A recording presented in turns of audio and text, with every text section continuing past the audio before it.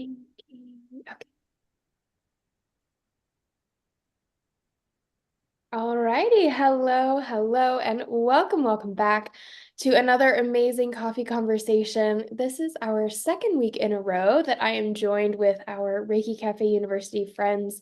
I have with me once again Professor Chantel Ornelas, and then another Facebook group moderator and SRPT graduate, Marta Wilson. I am so excited to be with you guys for this conversation. We're going to be diving into all things Crown Chakra, but before we do that, I just want to thank you both for being here and say that I'm so excited to have this conversation with you. Yeah, thank you. This will be fun. Yeah, well, I like having these group conversations. I Kind of gives enjoyed a different watching. dynamic. Yeah. Yeah, I think it's good. Yes, beautiful. So let us know if you're watching over on Facebook, where you're watching from, and what you are drinking. I'm coming to you all today from my new house that I just moved into over the weekend, which is very exciting.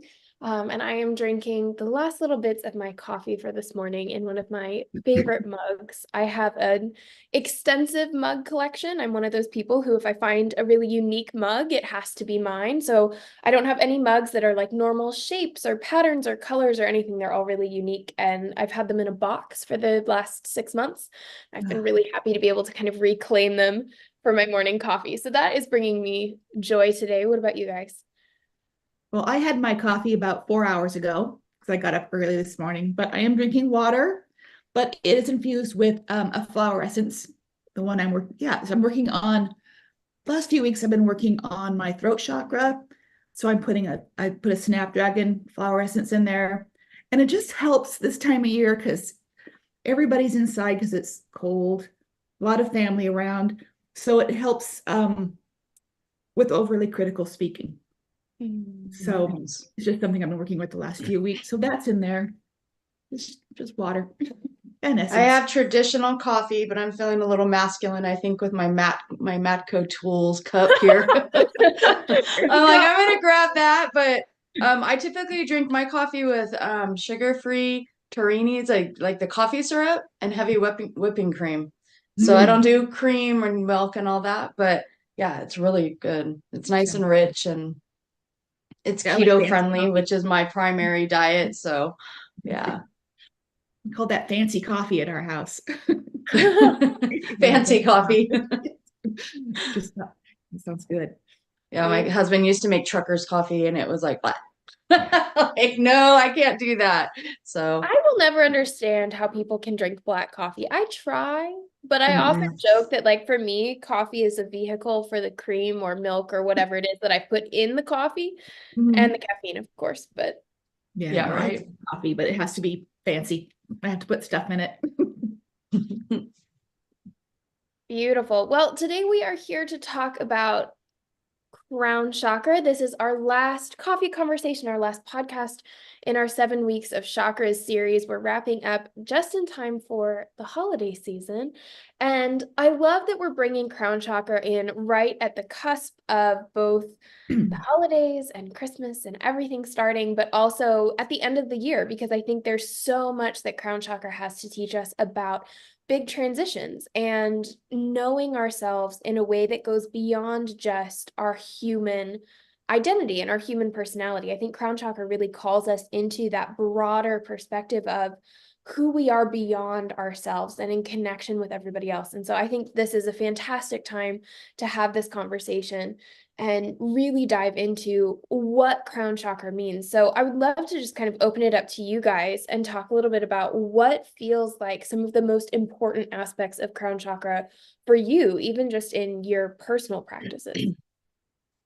I think when the crown chakra is balanced, you are more open to living a spiritual life. Like you're open to that more. I think people chase the word enlightenment around a lot, but I don't. That's I think is pretty rare. We know the people who are enlightened, the masters, the saints, the mystics, but I think we can touch enlightenment in our life through having a spiritual openness with a balanced crown chakra. But of course, that takes all the work of all the other chakras to get there. So, Mm-hmm.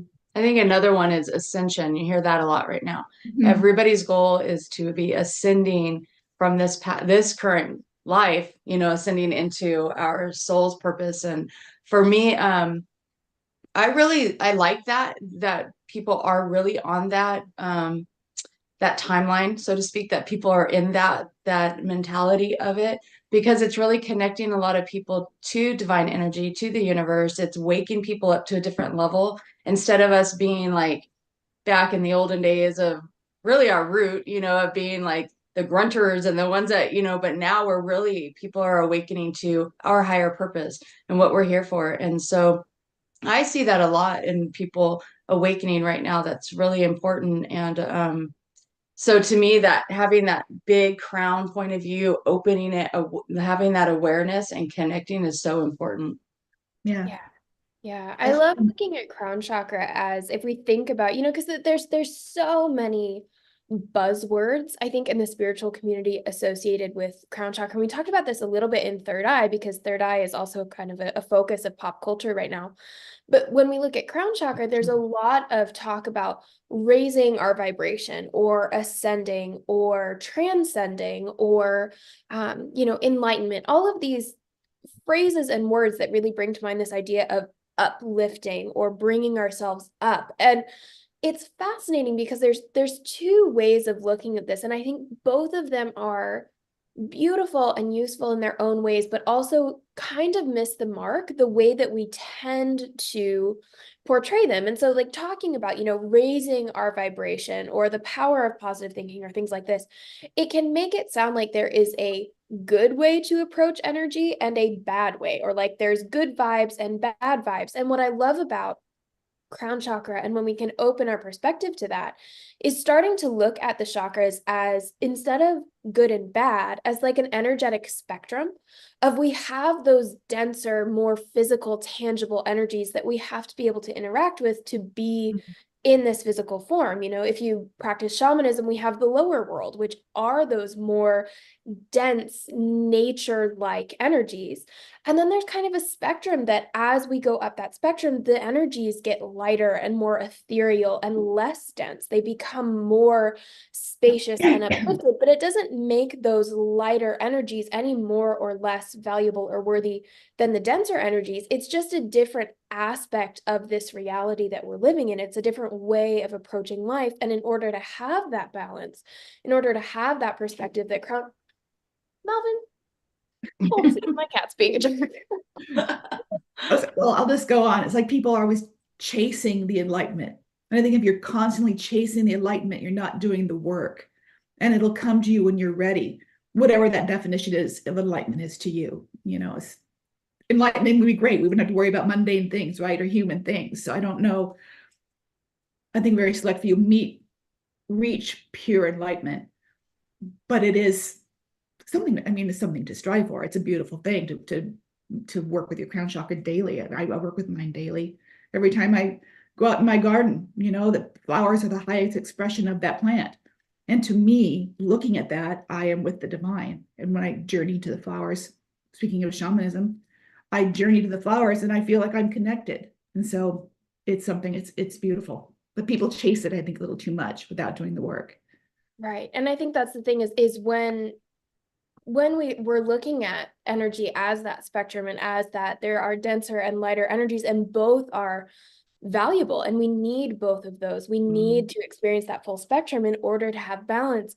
Then the term enlightenment stops being a noun. It stops being like a goal that you can achieve, and it becomes this active action of, let's lighten our energy, let's uplift ourselves, let's bring our energy up so that we have the capacity to experience higher emotions, to enjoy the depth of human experience. Because I think we've all had those moments where we're really down, our energy is really heavy, we're really stuck in something, and it's really, really hard to enjoy the fullness of human life when your energy is stuck in that denser state. Whereas if we can uplift ourselves, if we can enlighten our perspective so that we can see beyond our current experience, so that we can see beyond what's happening maybe here and now in that like dense shell of energy that we get stuck in, when we uplift or enlighten ourselves out of that, then suddenly we have the capacity to be able to perceive beyond, to be able to experience more. And so I think that's one of my favorite ways of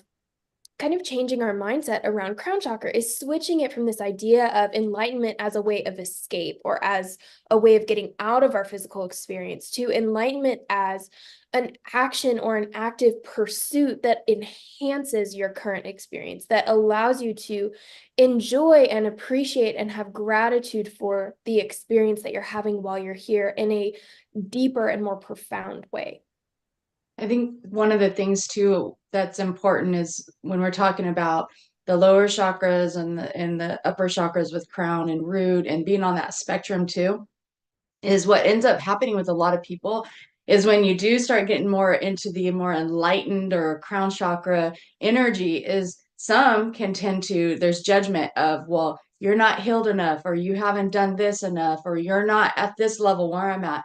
And where you're saying it's important to do both, we have to be balanced on both sides so that that judgment isn't creating separation of people. And that's really what starts to happen. And the ego then can come back in the crown chakra if we're not careful enough to if we're not careful in our thoughts of where people are. We have to be the observer of where everyone's at and recognize we're learning our own lessons at the exact time we're meant to learn them. And what is our soul's purpose of being here? What's our job? What's our mission? What's our action here, right? So we're all here doing something different, even though collectively we are here. We're finding our soul family, we're finding our tribe, so to speak. And so we're on the same missions, but we each have our own individual ones. And that's why it's important to have that spectrum and that balance, because when we're going through life's traumas and pains and sufferings and all the things, and then we start to ascend through them because we're healing ourselves, we're recognizing that what the lessons represent, what they mean, and how they form and shape us. That's what crown enlightenment to me is not so much about I'm becoming an enlightened being to could be 100% connected with divine, which I am, we all are, but it's also about who and what am I learning? Like, what are my lessons? What am I learning? And how am I ascending through them? And I think when we can look at it like that versus it being this enlightenedness of just connecting to become an ascended master, which might be your purpose, but in a human mindset, I'm not thinking of that. I'm thinking of how can I no longer experience that same cycle in my life over and over and over again, and recognizing it. And that's where enlightenment and ascension comes in, I think, for myself. Yeah, I think that's beautiful. And I wonder too, like some of the gurus have gotten in so much trouble because they get overly egotistical, because maybe they're feeling that they've lost touch with their root chakra. They're not rooted anymore, and they're just living way up here. And I'm better, I'm enlightened, and I think that's why we see a lot of, I don't know, the culty kind of gurus who maybe become very spiritually aware, but they lose that because they're living up here and they think everybody else is living down here, and that's sad. Yeah, and I think that's such an interesting concept, is this idea of, can we be enlightened and embodied at the same time? This is something that I talk about with our shamanic students all the time, is this idea of, when we talk about enlightenment, what we start to think of is being beyond ourselves, having let go of ego entirely and just being completely spiritual. We have no self, no other, we're just connected. And what I always come back to is this idea of, if the goal were to release our human selves, if the goal were to completely let go of our ego, then we wouldn't have become embodied in the first place. Because when we are outside of our human self, before we incarnate, we are 100% energy. We are 100% free from ego. We are connected. We not even just connected, we are the divine before we become embodied. And so there has to be a different purpose for being in this human form. Not that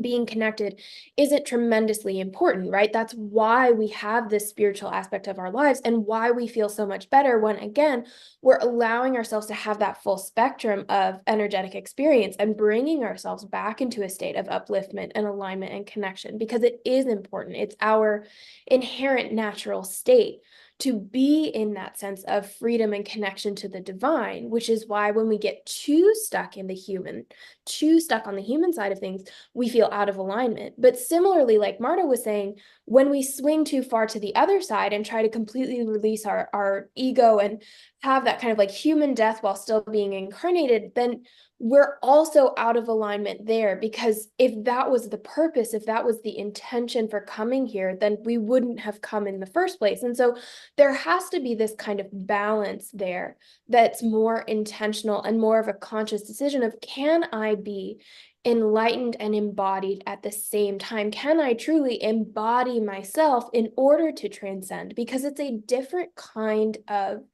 experience. It's a different kind of spiritual ascension, if you will, when instead of trying to transcend or trying to get out of yourself, like Marta was saying, you're going so deeply into yourself that you realize that there was never a you to go into in the first place, and yet it's still there. It's this paradigm of experience that if you just try and go up and out, you lose the depth of that. You lose that grounded connection to this understanding that, yes, being out and astral projection and opening your crown chakra and all the things is a fantastic experience. And yet, isn't it so amazing that at the same time that we can have those experiences, we can also be here in our physical bodies having this human experience? There's an element there of, there has to be a purpose for our emotions and our physical experiences. Otherwise, we wouldn't have come into this body in the first place. If we were meant to just be 100% transcended and enlightened all the time, we would have stayed that way, And so I think that's a really interesting thing to think about with crown chakra is, rather than using crown chakra as this portal for escape or for ascension, can we use it as a way to understand ourselves more deeply so that we're getting that depth while also getting that expansion? Mm-hmm. You know, it's a really good example of that, or of being able to see things from that point of view, but feeling it so deeply within yourself as a human. Because when we're in the soul body, right, we're not connected to any of our five senses. We're not, we can't, like, we're just manifesting quickly, right? We're energy, everything we want, like, it's just thought. Versus in the physical body, everything's tangible. Everything that we're doing, there's work, there's things that we have to do, there's steps and process to it. And I think I've recently read a comment about somebody that was saying, if everything up in like our soul body, right, is just thought, manifestation, energy, everything's instantaneous, and here we're doing the work. This is where the beauty of it is, because we get to feel and touch and experience and know, even if it's pain, even if it's happiness, whatever the spectrum of it is, we are experiencing life. And I think when we're in the crown and people are striving so hard to get to that point, because they think that it's kind of like the grass is greener on the other side. We're going to get to that ascension, and suddenly life is going to just pop. It's going to be beautiful. Everything's going to just flow, and we're millionaires and we're living in mansions and all this stuff. And that's not necessarily how that works. But really, it's the journey of getting there and experiencing life as we're going through it. Because if we're not, and we just ignore all the tangible things that life has to offer and the experiences and the journey of it, we're really missing out on the opportunity of living. And so for me, like going through crown chakra, to me, it brings back the cycle of awareness to understand, yes, this is who I am innately, my essence, and who I truly am. But the physical body, the personality of Chantel, this is my experience here and now. And so in my own experience and transition and everything of my healing, that's really coming back, is embodying me, embodying my personality and who I am, and being Chantel, and having that self-love, self-care, self-nurture. But I'm also here where my guides are giving me the message I need to be able to move through life and make decisions and stuff like that. Like, I have my guidance, but yet I'm heart-centered now. I'm not so ego-centered and all of that. So with it, I think that's really the important part, is coming back, embodying your physical self, accepting who we are, because it's really just a pinpoint of time that we're here. And if we're infinite beings forever out there, forever and ever, like experience your life right now, enjoy it all, eat the foods and have fun and laugh and, enjoy Definitely. sex and all the things, because it's even with that, that becomes a taboo thing. And it's like, no, go and have fun with your partner and, and go enjoy life. And so, No, I yeah. agree. It's like when you have that connection between the root and the crown, you can live that spiritual life, but you don't have to be pious about it. Mhm. You realize that you're one with the plants and the animals and the other humans. Though sometimes it's Mhm. hard when you see something really bad happening on the news. It's hard to love your fellow earthling. But, I guess that's just part of it, part of the struggle and part of the climb. Mm. Yeah, I love Well, I think what that's part of the duality or the polarity, right? It's Mhm. the balance of the light and the dark, of the good and the bad, and the experiences of. We can't be appreciate what we have if we're not seeing the opposite effect of it, Yeah. yeah, and which I love is what you hard. were saying about the importance of time and the fact that we can experience transitions in this human plane. I was listening to a podcast the other day that was talking about, the difference between the dimensions. And when it comes to the fourth dimension in physics, what we're looking at is, because we have 2D and then we have 3D, which gives things depth, but then we have 4D, which gives things time and space. And thinking about, kind of extrapolating this idea to human life, this is the only state when we are embodied. It is the only state in which we actually experience time.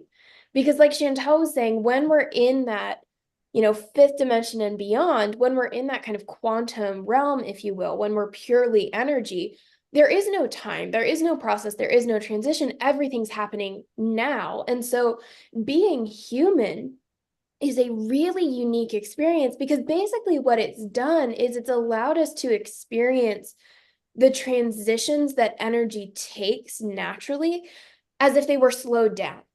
I think about there's a scene, I think it's in The Matrix, which is a My fantastic favorite movie. movie, and I reference it far Mhm. too often. But it's The Matrix, and they're having this fight scene, and there's a moment where they're like spinning the camera out so you can see what's happening in slow motion. And that's basically what we've done when Mhm. we're embodied, is those things that would happen instantly if we were just energy, those transitions and evolutions that our energy takes on if we weren't embodied.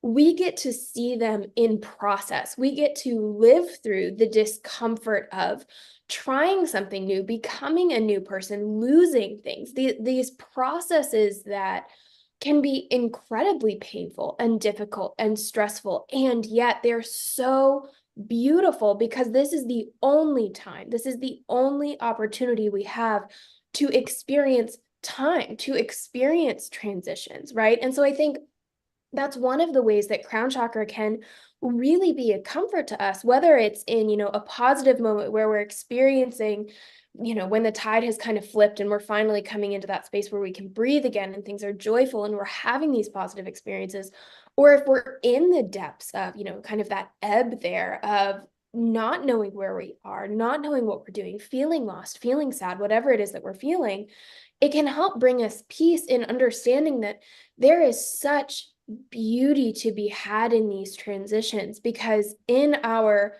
core inherent state of just being one with all that is, we don't get to experience this. We don't get to have the questions and have that process of having to wait to find out what the answer is, right? We don't get the joy and the blessing and the privilege of being curious, of learning about ourselves, of finding a way to create something, right? There's a process of creation to life, whether it's creating a new version of yourself, creating a new home, creating a new piece of art, whatever it is that we're creating, we as human beings are constantly creating something new. And that process of creation requires time. It requires us to be able to experience each step of the way.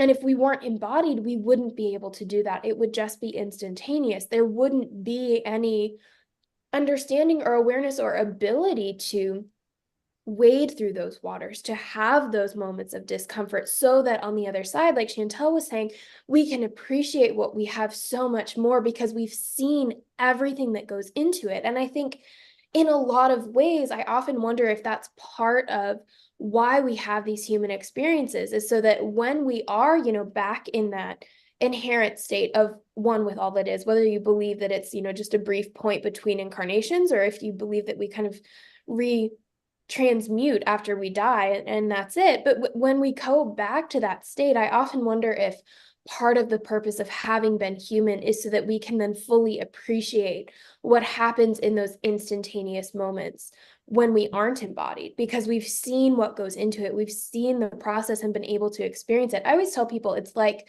you know, if you were a painter and you painted this beautiful masterpiece of a city, and there's the parts that have all of the light and the glory and the people and the parties and all of it, and there's the laughter and music and everything, and then there's the slums and there's dirt and there's grime and there's shadows and there's pain and there's all of it, and yet you step back and you look at it and you can see it all at once, and it's just amazing, and yet you can't fully experience it because you aren't in it. And so the only way to be able to fully experience this masterpiece you've created is to paint yourself, is to put yourself in with the oils and the paper and the canvas and all of it, and experience it as part of the painting. And I think that's what we're doing here as human beings, is source, God, universe, light, whatever you want to call it, has put itself into its creation so that it can understand, so that it can have not just the objective experience of a masterpiece, but the subjective, tangible, felt experience of, this is what it's like to be part of this, so that once we, you know, transcend, pass on, whatever you want to call it, then we understand fully these things that happen in an instant when we are just energy, how beautiful they are when they're fleshed out and pulled apart and given the chance to be experienced one step at a time. And I find that that offers me a lot of comfort, at least when I'm in moments of transition, is remembering that it's not happening to me. It's not trying to hurt me. It's allowing me. It's a beautiful opportunity to watch what happens in the process of unfolding. I love that when you said when it's fleshed out, because that's really what it is. You know, but the one thing that was coming to me too was this is something that's available to everyone. And I think what happens is that with people, when like say that they're suffering with money, like they're living poor, they can't manifest, they don't know how to, they're paycheck to paycheck. When life is really, really difficult and it's extremely hard to see a way out, and a lot of people are living like that right now with inflation and everything, you know, it's hard. It's hand to mouth. And so but I want to just express that no matter where we are in life, this healing and this ability to get to this point within the crown chakra, to be able to manifest, be able to grow, to see things from the observer's point of view, that's available to everyone, no matter where we are. It's the mindset of making sure that we can grow through it. And I think that's what happens with a lot of people that say, oh yeah, that's a luxury that you have, because you have this A, B, and C, you know, and it's like, no, it's not. It's the luxury of healing. And that's where I think people need to recognize the end goal of getting from the root to the crown is the journey of healing, because when you do that, that's when everything opens up. And so if we're not, and we're just holding on so tightly to our pains and our traumas and our mindset of this is all there is, then that is the creation, the reality that you're creating. As co-creators, that's what you create with the energy that you put out, the vibrations, the thoughts, and all of the things, versus saying, no, I'm here to experience more. And I always, like I tell my husband that I did not come through timelines and dimensions and portals and, you know, into this lifetime to only suffer. And suffering is a big part of why we're here for a lot of people. But also the flip side of that is learning the lessons through that so that you can experience the other half of it. And then that's when you get into the observer and the painting that you were saying, because I went to a museum not like last year, and I seen one very similar to that. And that's what I was envisioning, was this painting, and it was actually called The Observer, and it was just chaos. And then the man was standing in the corner just watching. So you can be a part of the collective of the energy that's going on out there without being a part of it and it impacting your life, but seeing and learning through that too. And I think that's important to know as the observer to you can experience it, not like you're saying where you're embodying in it, but you experience the the life of it, right? But we don't have to be of it. And I think that's where the big part of it is too, is we don't have to be of everything to experience what life has to offer when we are trying to grow up, grow out of certain experiences and mindsets and all that kind of stuff. Yeah, you said that so beautifully. But I'm gonna, just because this popped into my head when you guys were talking about paintings and things, and I'm just gonna take just like a small little left turn. Back in the medieval time, when there was no obviously technology and things, a lot of painters, I would think an artist back then was very aligned. They had to be aligned with all their chakras to get that beautiful painting done. I wonder if they saw auras and chakras back then without the interference better than us, because that's when people started painting halos and auras and crowns came in. Royalty wanted to wear a crown. So I'm wondering how that ties in. Was it that wasn't called the Enlightenment period? That was the 1800s, that's when we started falling out of enlightenment, I believe. But back in the Medieval time. yeah, medieval time, I mean, it was a rough time, obviously. But if you were an artist and you're painting auras and you're painting halos, are you seeing, or were they seeing the chakras? Were they seeing people with the beautiful glowing crown chakras? Who was the first person that painted a halo or a aura around the angels or around Jesus when they painted? And so is it called crown because we wear crowns of jewels to show that we're important in the crown chakra? That was all going through my head when you're talking about painting. But I always wonder, like, were we as humans, was there a time before all this technology when we could see things more easily? Were people just automatically more clairvoyant and more aware of our spirituality without knowing what it was? I Yeah. know there's no answer to that, but it's fun to speculate. But it's fun to speculate about. So my mom's a homeopath. And homeopathy, for people who don't know, is a form of energetic alternative medicine. And it basically takes kind of the quantum essence of a substance. So it could be a plant, it could be Flower essence. yeah, like flower essence. It takes the quantum energy of a substance and it dilutes it to the point there's no molecular substance left. If you were to test the water that a homeopathic remedy is in, nothing shows up, but the energy is there. The frequency of that substance is still in the remedy. And it's this very big, long, complicated process, but she and I have fascinating conversations about the fact that when homeopathy was founded, which was back in like the 1800s, they would use a lot lower of a potency, so a less concentrated energetic dose, and have much more profound healing because of it. So they would give one dose of a lighter potency, if you will, and in a month, this massive chronic illness would be healed. Whereas now we have to give 3, 4, 5 doses of a really high potency to have maybe half the healing. And it's a really interesting concept of, when people talk about things like crystal healing, etc., these natural remedies that we have that have been documented to in the past have these profound healing effects that now we almost have to use in conjunction with other modalities and other therapies and other things. And it's this really interesting question of, is it because just in general in our world, we have so much energetic distortion happening with Wi-Fi and 5G and all of the medicines and just politics and like all of it, all of the things that influence our energy that we've just layered and layered and layered and layered and layered on over the years, that now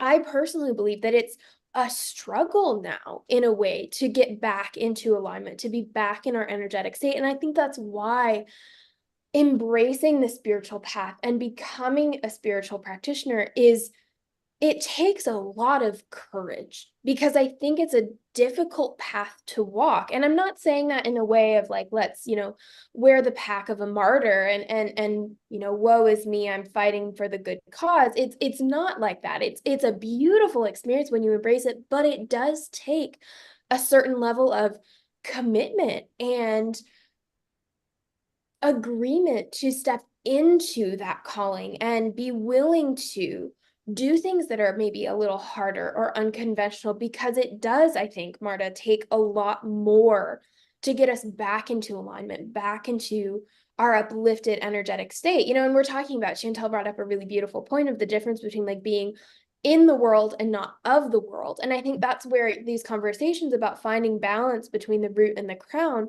come in really handy, because you don't want to be so far in the crown that you're just popped out and not experiencing anything, but you also don't want to be so far in the root that you're of everything and you're just in the thick of all of it. You want to be in kind of, almost like that heart chakra balance of being able to see it all and love it all and experience it all without becoming attached to it all. And I think that in and of itself, especially now, is really hard, because if we're looking at things like the energetic distortion that we have in our world right now, and how much quote unquote harder it is, or how much more effort it takes, if you will, to walk that healing path, there's a lot of energy and emphasis pushing us towards the crown chakra. And I think in a way, that's why people are holding so tightly right now to things like politics and science and these things that are a lot more rooted and grounded and firm, because it's something to hold on to when so much of our energy is in chaos right now. And I think what we're doing as spiritual practitioners is looking at how do we not only restore balance to both of those areas of finding the beauty in the human experience and embracing the expansion of divine connection, but how do we then embody both of those? How do we then bring both of them together so that we can have that ongoing continual experience through our heart chakra, through this, spiritual being having a human experience path that we're walking? And so I think there's so much happening right now and so many layers to it. And I think that's where crown chakra, once again, really does shine, is helping us to be able to look at it all and say, you know what, yes, there is so much going on. There are so many layers. There are so many ways that I could be disconnected from my energy or disconnected from myself. And at the same time, crown chakra then also gives us the perspective of, what do I need to do to come back into connection? What needs to shift? What needs to be released? What needs to be altered just slightly so that I am back in alignment? Because it is, like Chantel was saying, it is possible. It is open to everyone always to be healed, to be connected, to be uplifted, to be all of these things. We just have to choose to see it and choose to step into it and choose to believe that there's a different way. And I'm constantly reminded of those little like holographic cards where you hold it one way and there's the original image, and then you tilt it slightly and it's just different enough. And I think when I look at the world en masse, right, there's obviously exceptions and each individual experience is unique. But I look at it and it's like, we have our root chakra in things like science and politics and all this, and we have our crown chakra in like all of the energy. And yet it's that distorted view of it, of there's a different way to have root chakra, where what if instead of holding on so tightly to politics and science and all of this, what if we were holding on to the earth and nurturing ourselves and being rooted in nature? And what if instead of 5G and Wi-Fi and radio and all of these energies for crown chakra, what if we were exploring what's beyond this physical reality, what divine connection we can have? And so it's like we have this inherent tendency towards, homeostasis. We have an inherent tendency towards balance, but the way that we have found balance as, mass consciousness is just that slightly altered image, where if we can just tilt ourselves back, if we can choose to see it differently, there's a way that we can find that balance that is more holistic, that's more uplifting, that's more inherent to our own natural state, so that instead of feeling out of alignment, in the midst of trying to find that balance in the chaos, we are actually balanced. We're actually nurtured. We're actually aligned and connected with ourselves because we've chosen to step back from the chaos and find the order in it, find the connection in it, and find the meaning in it. And I think that is something that has to happen on an individual basis. But when the individual steps into that role and chooses to see it for themselves, it will eventually change the masses. It will alter mass consciousness. But I think it's something that, again, it has to happen one person at a time, and it has to happen for you in your life. Nobody can make that choice for you, right? We can have these conversations all we want, and hopefully it inspires somebody to think about what's one thing you could do today to bring yourself back into true alignment, to help yourself feel more nurtured. But it has to be individual, case by case basis. Yeah, and it's a constant struggle in this world. It's like I try to keep a routine, a spiritual routine, which maybe looks like somebody else's, but going outside first thing in the morning, and being in my garden, even now where there's gardens getting smaller because it's getting colder, there's stuff that goes all year long. But for me, getting in touch with the earth and being in touch with uh, anything that's not tech related for at least half an hour after I wake up. I try not to turn on my phone. I don't want to turn on the TV. I don't want to do anything except go outside if it's nice. But even when it's cold, I take my dogs out. Have coffee. I generally put a vibrational medicine, a flower essence in my coffee for the day, and just try to set myself up for a good spiritual life day. Now that can crumble the moment I turn on the TV, but it's just, it is like you're always trying to find a flow. And I think gratitude's part of that too. When you're outside walking and you see a pretty plant or you see a lovely cloud, just, thank the universe for letting you see that day, and just always bring that positivity in. But it is a tough path. It's a hard path to try to balance the real world and the spiritual world and make it your reality. Well, Izzy, when you were talking, I was being reminded of our masculine and our feminine energy. And a lot of it is that we have over, the last several decades, well, actually last couple thousand years, is we've ran very heavy in our masculine energy. And so now, sorry, my throat's starting to go out.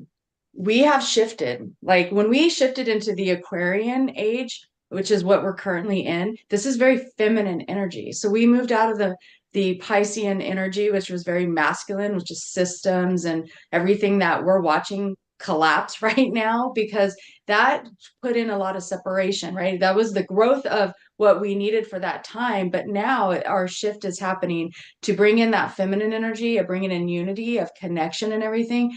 On the surface, it may not look like that, but that is really what's happening. And so when you're talking about coming back, it's that center point of balance between our feminine and our masculine energy. And I think a lot of people get confused with that, thinking of gender, but it's not gender. If we're talking that we have the masculine on our right and we have the feminine on our left, and when we have that balance, that brings us back to that homeostasis that you're talking about. That's where the crown is, because it's neutral. So when we're in balance, we're actually being able to connect with, I'm feeling like I need to go out and go receive, go get today. Today I'm going to go get and I'm going to go do, but then I can come back and I can rest in my feminine energy of receiving. And this is where that balance is. So for myself, I mean, I ran masculine for many, many years. Like most of my life, I've been masculine energy. And as I have been shifting the last couple of years into my feminine, it's very interesting because like I had this conversation with my husband recently, and I said, I am so much in my feminine energy at this point, even though I'm very masculine and I'm a go-getter, goal setter, and all that kind of stuff.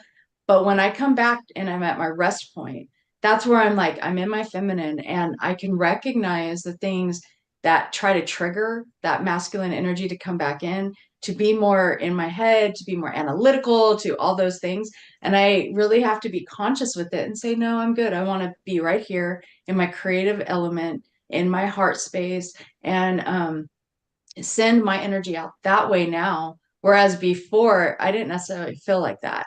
And going and connecting with earth. Like I'm out every day right now. We have construction going on in the backyard. My whole yard is this soft, dense earth that hasn't been exposed in like 50 years. And the construction guys are looking at me like they're like, "You're all dirt. It's all dirt out here." I'm like, and I am loving it. I don't want to see concrete but be put down. I like walking on that earth right now.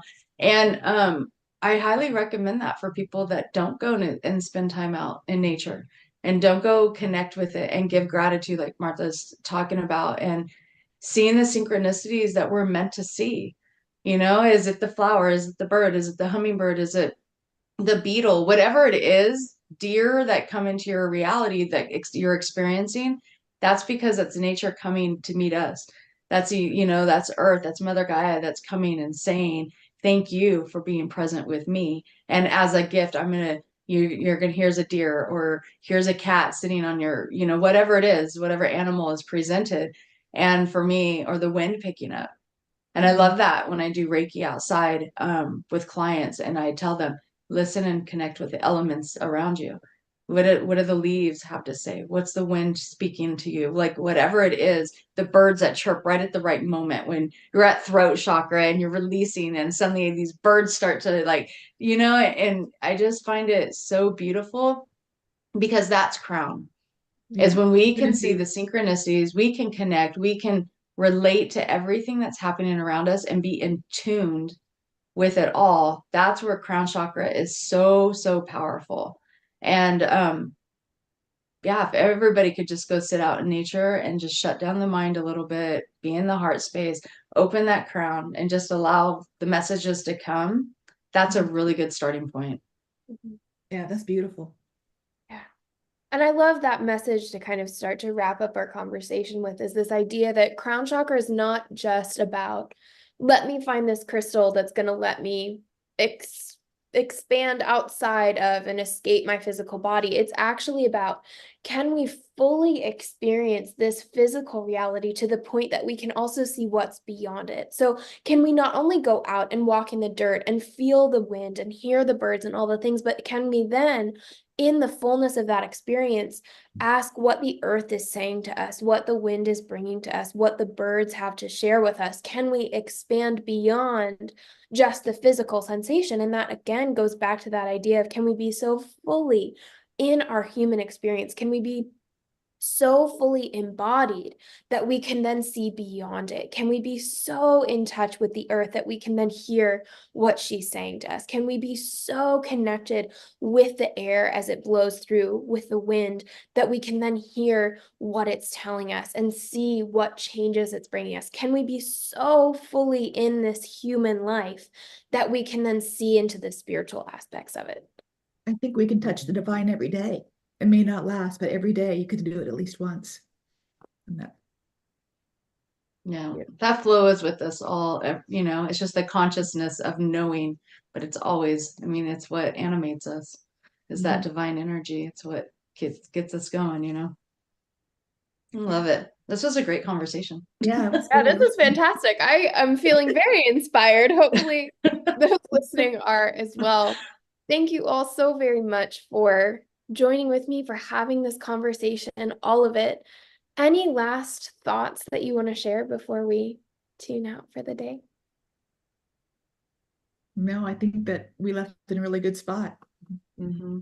I think just being, like you said, inspired to go out and create and be one with all things and yourself. And yeah. Yeah, Yeah.